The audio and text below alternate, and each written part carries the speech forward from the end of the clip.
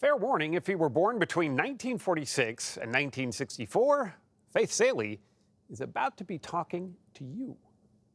The phrase "okay, boomer" has become the generational shot heard round the world. It's deployed mainly by Gen Z kids, those born between 1995 through 2010, and it's all over social media. Okay, boomer.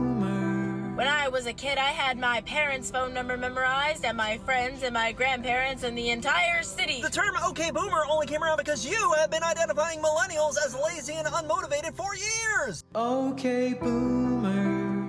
It's fashionable. It's political. In the year 2050, Here's a 25-year-old lawmaker shutting down an elderly colleague who heckled her in the New Zealand parliament. okay, boomer, okay, boomer, okay, boomer. And it's usually fired in all caps because it's aimed at folks who need to squint to get the message, baby boomers. In the 90s, my Gen Xers, born between 1965 and 1980, had talk to the hand. You know what? Talk to the hand. And whatever, which demonstrated indifference in a benign, sitcom-y way. But it wasn't aimed at a specific demo, which is why OK Boomer is so devastating.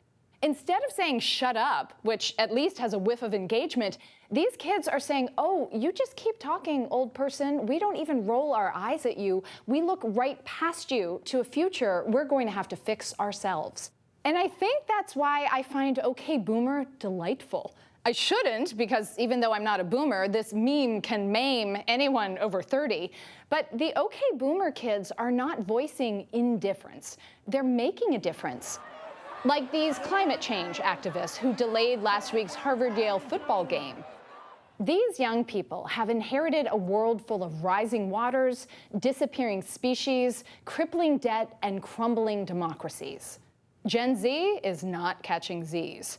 They've come a long way from the silent generation. Look, we all know you're not right just because you're young. But likewise, boomers don't always deserve respect just because they're old. I want to say I'm okay. And if being OK boomered hurts your feelings, remember, if you can't beat them, join them.